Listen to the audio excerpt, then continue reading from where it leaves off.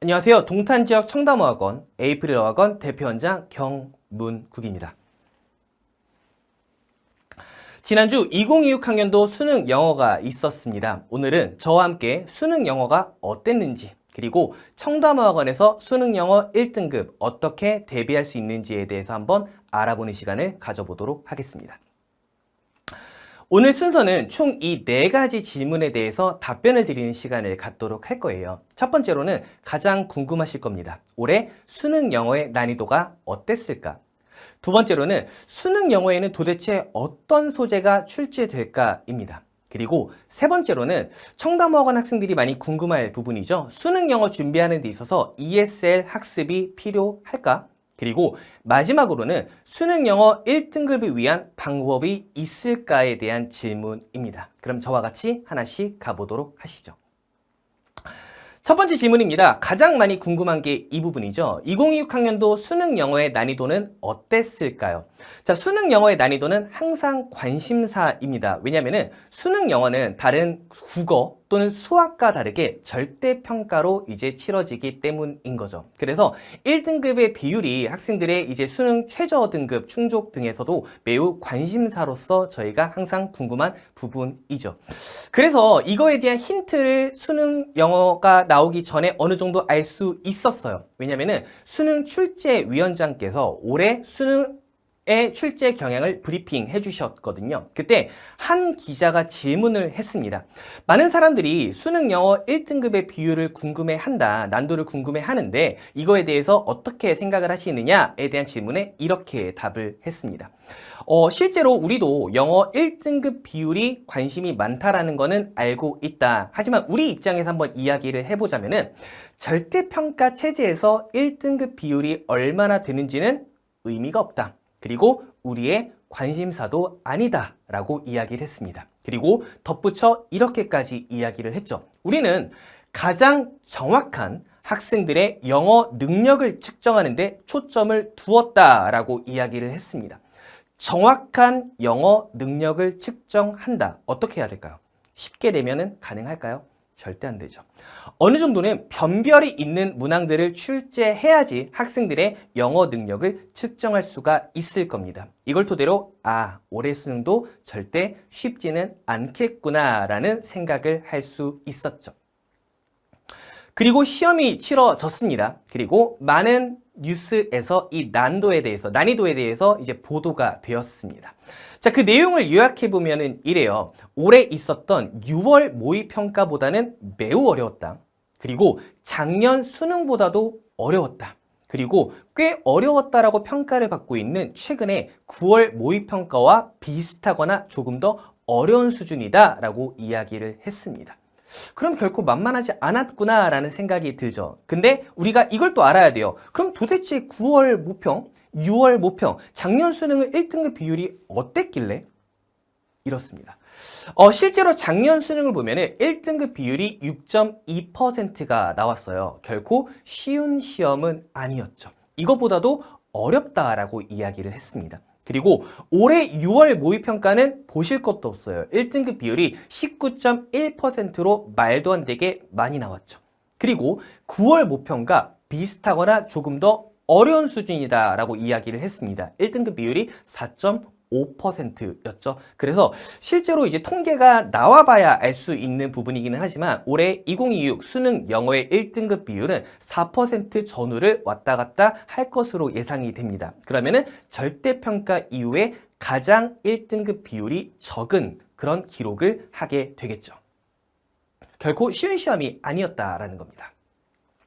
그래서 저희가 여기서 알 수 있는 거는 절대평가라고 해서 우리가 안일하게 생각하면 안 된다라는 거예요. 그리고 이런 것들을 대비해서 영어 문해력을 고도화하는 것은 반드시 필수적으로 고등 이전에 해야 되는 부분이다 라고 생각을 하시면 됩니다. 그러면 두 번째 질문으로 한번 넘어가 보도록 할게요. 그러면은 수능 영어에는 도대체 어떤 소재가 출제되느냐라는 질문입니다. 자, 이것도 마찬가지로 힌트를 얻을 수 있는 게 있어요. 평가원에서 2026학년도 수학 능력 시험의 출제 방향에 대해서 보도를 했습니다. 그 중에서 출제 범위와 관련된 유의점과 강조점에 대해서 이야기를 하고 있습니다. 자, 우선 이번에 있는 출제 범위는 이렇게 이야기를 하죠. 영어 1, 영어 2 과목을 바탕으로 해서 다양한 소재의 지문과 자료를 활용한다. 크게 도움이 되는 것 같진 않아요. 자, 그럼 4번으로 한번 가보도록 할게요. 자, 문항 출제할 때 어떤 유의점과 강조점이 있냐에 대해서 이렇게 이야기를 합니다. 아, 여기 이제 좀 나오네요. 내용으로 봤을 때 인문, 사회, 자연, 예술, 문학 이런 분야의 내용들이 소재로 출제가 된다라는 겁니다. 그 두 번째로 EBS 연계 문항이 있다라는 거죠. 근데 중요한 거는 간접 연계라는 겁니다. 사실 수능 영어도 EBS 직접 연계 시절이 있었어요. 그게 뭐냐면은 실제로 EBS 교재에 나왔던 지문이 그대로 수능에 출제가 되는 겁니다. 자, 그러면 이런 지문들을 열심히 암기하고 공부하고 하면은 수능에 많이 도움이 되겠죠. 근데 이게 어떻게 바뀌었어요?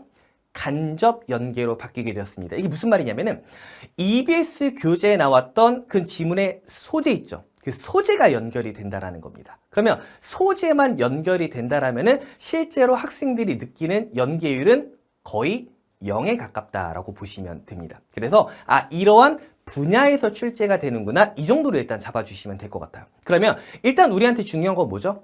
이러한 인문, 사회, 자연, 예술, 문학 이러한 학문적인 주제를 가지고서 문해력을 쌓아가는 게 중요하다라는 겁니다. 그리고 이번 수능 영어에서 고난도 문항으로 평가받고 있는 문제들이에요. 정답률이 가장 낮았던 그런 문제들이죠. 여기서 소재들을 보시면은 이렇습니다. 그렇죠? 인문, 사회, 교육, 자연, 예술, 문화 이런 것들이 다양하게 출제가 되고 있다라는 겁니다. 사실 수능 영어에 출제되는 소재는 어느 정도 정해져 있다라고 보시면 돼요. 그리고 청담어학원에서는 이렇게 준비할 수가 있죠. 청담어학원에서 이런 학문적인 주제를 가지고서 문해력을 담당하는 모듈이 C1이라는 겁니다. 여기서는 다양한 사회, 문화, 정치, 경제, 과학과 같은 주제를 가지고서 지식을 습득하고 이런 것들을 분석하고 종합할 수 있는 능력을 만들게 되는 거죠. 그리고 지금 보이시는 실라버스와 소재는 이글이라는 레벨에서 학습하는 내용인데 실제로 청담어학원의 이글, 알바트로스 그리고 알바트로스 플러스 레벨에서 다루고 있는 그런 지문의 그런 난이도가 수능의 난이도와 조금 비슷하다라고 생각을 해주시면 될 것 같아요. 그래서 이글 학생들은 이러한 주제를 가지고서 이러한 소재를 학습을 하게 됩니다. 이어서 알바트로스에서는 이러한 학습을 하게 되는 거고요. 소재를 한번 쭉 봐주시면 됩니다. 이어서 마지막으로 알바트로스 플러스 레벨에서는 이러한 소재를 가지고서 학습을 하게 되는 거죠. 자, 이러한 학문적인 주제를 기반으로 4대 영역, 즉 Reading, Listening, Speaking, Writing을 통합적으로 학습을 하는 것은 수능에 당연히 필수적인 도움이 되는 거고요. 고등 내신에 있어서도 고등 내신은 정량적인 것뿐만 아니라 정성적인 부분도 매우 중요하죠. 여기에 필수적인 학습 준비 과정이다라고 생각을 해주시면 됩니다. 자, 그럼 세 번째 질문으로 이어서 가보도록 할게요. 그러면은 수능 영어 준비하는 데 있어서 ESL 학습이 필요한가요? 이거는 많은 청담어학원과 에이프릴 학생들이 당연히 이제 중요하게 생각해야 되는 질문입니다. 왜냐하면 저희는 ESL 환경에서 영어 학습을 하고 있기 때문인 거죠. 그러면 이 질문에 대해서 답을 하기 전에 용어 정리부터 한번 해보도록 하겠습니다. 자, 우리가 영어를 배우는 환경을 이야기를 할 때 우리가 ESL이라고 부르는 게 있고 EFL이라고 부르는 게 있어요.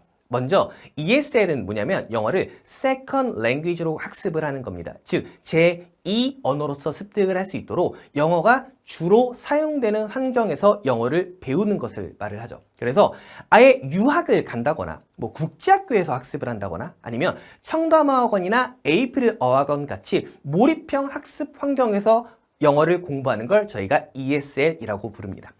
자, 그럼 EFL은 뭐냐면은 영어를 Foreign Language로 학습을 하는 겁니다. 영어가 모국어가 아닌 상황에서 영어를 배우는 상황을 이야기하는 거죠. 그래서 보통 내신 대비를 하는 환경 또는 우리가 여행을 가야 돼요. 그래서 그때 활용할 수 있는 몇 가지 표현들을 암기한다거나 이런 거를 저희가 EFL이라고 이야기할 수가 있는 거죠.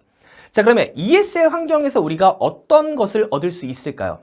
영어 유창성이죠. 그러면 EFL 환경에서는 어떤 부분에 중점이 있을까요? 영어 정확성이죠. 그러면 수능 영어를 준비하는 데 있어서 유창성이 중요할까요? 아니면 정확성이 중요할까요? 이거에 대한 생각을 한번 해보자는 겁니다. 자, 이 생각을 하기 위해서는 도대체 요즘 수능이 어느 정도 수준인데를 먼저 이해를 해야 합니다. 그래서 제가 두 개를 한번 가져와 봤거든요.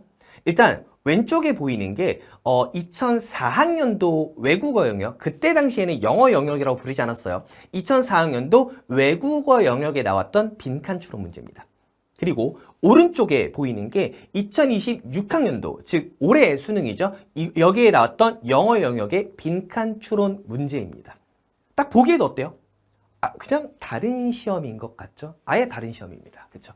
그럼 이 문제를 한번 저와 함께 보도록 할게요.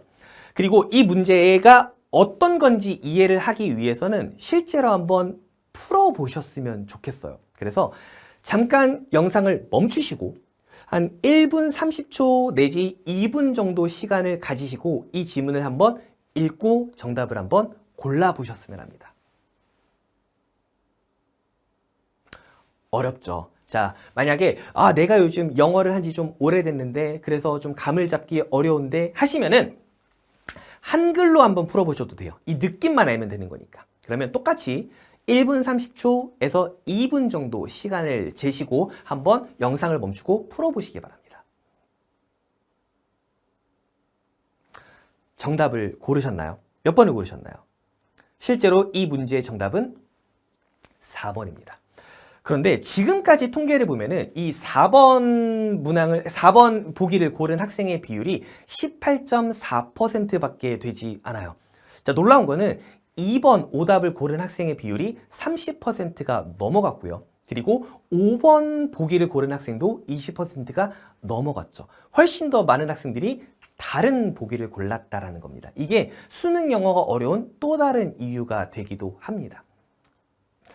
자, 이거는 뭐냐면은 수능 영어는 매력적인 오답이 많다라는 거예요. 그렇죠? 이거는 특히 킬러 문항이 배제된 이후에 더욱더 이제 심해졌어요. 그렇죠? 이제 킬러 문항이라고 부를 수 있는 그런 지문들을 없애면서 선지를 까다롭게 만들어서 매력적인 오답을 골라내도록 하는 그런 게 있다라는 거죠. 실제로 이번 수능에서 오답률이 가장 높은 그런 순위를 매겨보면 1위부터 10위까지가 이렇게 나옵니다. 자, 오른쪽을 보시면은 이제 그 핑크색으로 나와 있는 게 정답입니다. 정답률이라고 생각을 해주시면 되고, 파란색으로 나와 있는 거는 20% 넘는 학생들이 고른 오답입니다. 자, 그 오답률이 가장 높았던 33번 문항 보면 어때요? 정답을 고른 비율이 18.4%밖에 안 돼요. 그리고 다른 오답을 고른 비율이 2번은 30%가 넘어가고 5번은 20%가 넘어가죠. 자, 순위 1번, 2번, 3번을 보면은 오답률이 80%를 넘어갑니다. 정답률이 20%가 안 된다라는 거죠. 이렇게 한번 생각을 해볼게요. 보기가 5개입니다. 그러면 우리가 찍어요. 1, 2, 3, 4, 5, 뭐 고를까? 아무거나 하나 찍습니다. 그랬을 때 정답이 될 수 있는 확률이 어때요? 20%입니다. 그렇죠? 그런데 정답률이 20%가 안 나왔다라는 거는 찍는 것도 못할 만큼 굉장히 어려웠다라는 겁니다. 자, 그리고 4번, 5번, 6번 이 순위로 간다고 하더라도 굉장히 높아지지는 않죠. 이런 문항들이 많다라는 겁니다. 그렇죠? 자, 그러면은 아까 봤던 지문과 이어서 오답까지 한번 정리를 해보도록 하겠습니다. 자, 수능 영어가 어려운 이유는 이렇게 정리할 수 있을 것 같아요. 첫 번째로 어휘 수준이 매우 높습니다. 그리고 문장도 단순하지가 않죠. 길고 복잡합니다. 그래서 어휘도 어렵고 문장이 길고 복잡하기 때문에 기본적인 영어 실력이 안 되면 해석조차 안 돼요. 그리고 어찌어찌 읽어 내려갔다 하더라도 이해 자체가 굉장히 어렵습니다. 그리고 지문을 이해를 했는데 선지를 보니까 도대체 정답이 2번인지 5번인지 골라내기가 까다롭다라는 거죠.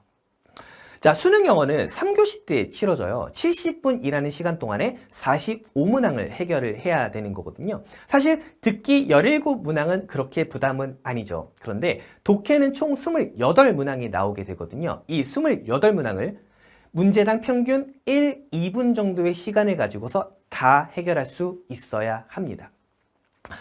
수능은 제한된 시간 내에 짧은 글을 여러 개 해결을 해야 되는 그런 시험입니다. 여기서 짧은 글이란 말이 어떤 의미냐면은 사실 이게 긴 거 같은데 라는 생각을 하실 수도 있는데 저는 짧다라고 말하는 이유가 이거예요. 똑같은 난이도의 지문이더라도 이 지문을 양을 2배로 줘요. 그리고 시간을 2배로 준다라면은 이렇게까지 정답률이 낮지는 않을 겁니다.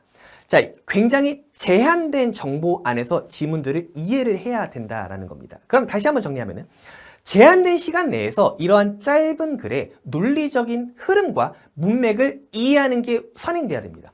그리고 여기서 핵심적인 문장들을 추출해서 결론까지 쭉 이어나갈 수 있는 역량이 필요한 거죠. 고도의 문해력이 요구되는 시험입니다. 그래서 비판적 독해를 통해서 문제를 해결할 수 있는 능력을 요구하는 시험이 수능 영어다라고 생각을 해주시면 됩니다. 우리는 절대 잊으면 안 돼요. 수능은 학력고사가 아니에요. 수능은 사고력을 평가하는 취지로 만들어진 시험입니다. 빈칸뿐만 아니라 고난도 문항이라고 평가받고 있는 순서 삽입도 마찬가지고요. 자, 그리고 이러한 출제 방향에 대해서 평가원에서 이러한 이야기를 또 해줬습니다. 출제 기본 방향은 이렇습니다. 여러 이야기를 해줘요. 그래서 뭐 개정교육과정에 어디에 이제 해당되는 부분을 이제 출제를 했고, 듣기는 이런 것들을 내고, 읽기는 이런 이야기를 하는 거고, 이런 이야기를 하는 게 있거든요. 자, 다양한 정보들이 많은데 여기서 중요한 건 이 2가지입니다. 잘 안 보이시죠? 제가 조금 더 크게 보여드릴게요. 자, 출제 기본 방향에서 저희가 주목해야 되는 게 이 2가지입니다. 첫 번째, 영어의 유창성뿐만 아니라 정확성을 강조한다. 그래서 이 정확성을 평가하기 위해서 언어 형식과 어휘 문항을 포함한다라고 이야기를 하고 있습니다. 일단 유창성이 기본이라는 거예요. 그리고 정확성을 위해서 언어 형식 그리고 어휘 문항을 포함한다라고 이야기합니다. 언어 형식 29번에 있는 한 문항입니다. 어휘 30번에 있는 한 문항입니다. 총 2문항이 정확성을 평가하는 그런 부분이고 나머지는 모두 유창성을 평가하는 지문이라는 거죠. 그렇죠? 그러면은 수능 영어는 유창성이 중요한 시험이구나 라는 겁니다. 두 번째, 변별을 가져오는 건 읽기와 간접 쓰기죠. 자, 읽기는 배경 지식과 글의 단서를 활용해서 의미를 이해하는 상호작용적 독해 능력을 측정한다라고 이야기를 합니다. 배경 지식 너무나 중요합니다. 그리고 지문 내에 있는 제한된 글의 단서를 활용해서 의미를 이해할 수 있어야 됩니다. 그리고 여기서 상호작용적 독해 능력이다라고 이야기를 하고 있죠. 이게 무슨 말이냐면은 사실 글이라는 거는 글을 쓴 사람과 글을 읽는 사람이 대화를 하는 거예요. 그렇죠? 그러면 서로 상호작용을 해야 된다는 거죠. 그런데 글을 쓴 사람이 갖고 있는 배경 지식 그리고 이 사람이 본인의 주장을 하기 위해서 어떤 주장을 펼치기 위해서 글의 단서들을 주고서 글의 논리적인 전개 방식을 가져가게 될 겁니다. 근데 배경 지식도 몰라요. 글이 어떻게 전개되는지도 몰라요. 이런 논리 구조가 없다라면 이러한 상호작용은 불가하죠. 그렇죠? 그리고 간접 쓰기에서는 글의 내용을 이해하는 것뿐만 아니라 문장을 요약할 수 있는지 그리고 이러한 문단을 구성할 수 있는 능력을 갖고 있는지를 평가하는 겁니다. 그래서 수능 영어는 중고급 이상의 문해력이 필요한데 기본적으로 논리 구조를 파악할 수 있어야 되는 거고요. 그리고 심층적인 의미를 파악할 수 있어야 합니다. 수능 영어뿐만 아니라 고등 내신도 마찬가지예요. 우리 학생들이 필요한 것은 빠르게 읽고 정확하게 쓸 수 있는 문해력의 힘입니다. 문해력 싸움입니다, 결국은. 자, 청담호학원에서는 이러한 문해력을 토대로 득점력까지 만들어내기 위해서 C1과 A2라는 모듈로서 학생들을 학습시키고 있죠. 그래서 학생들은 이제 다양한 텍스트와 스크립트를 분석하고 종합하는 문해력을 토대로 토플 기반의 득점력 훈련을 하게 됩니다. 이걸 토대로 브릿지 레벨 이상에서는 고등 영어 과정을 완성을 하게 되고 그리고 이글 레벨 이상에서는 수능 영어 1등급으로 향하는 길을 같이 가게 됩니다. 자, 그러면 다시 한번 질문을 드려보도록 하겠습니다. 수능 영어 준비에 ESL 학습이 필요할까요? 수능 영어는 ESL일까요? EFL일까요? 결론은 둘 다입니다.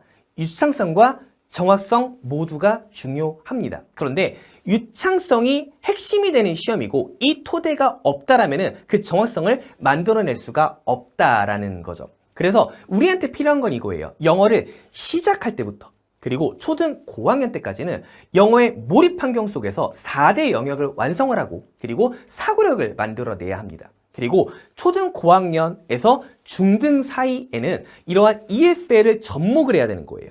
그래서 ESL과 EFL을 병행을 하면서 수능과 고등 내신 1등급의 토대를 만들어 놓고 고등학교 때에는 최소한의 노력과 시간을 투자해서 이런 정확성을 토대로 결과를 만들어내는 그런 시간을 가져야 합니다. 결국 ESL이 있어야 EFL의 정확성이 나올 수가 있다는 거죠.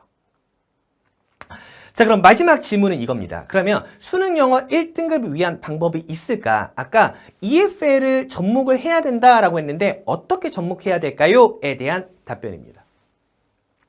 우선 수능 영어는 정해져 있어요. 유형이 정해져 있어요. 그리고 고난도 문항이라고 하는 것도 뻔합니다.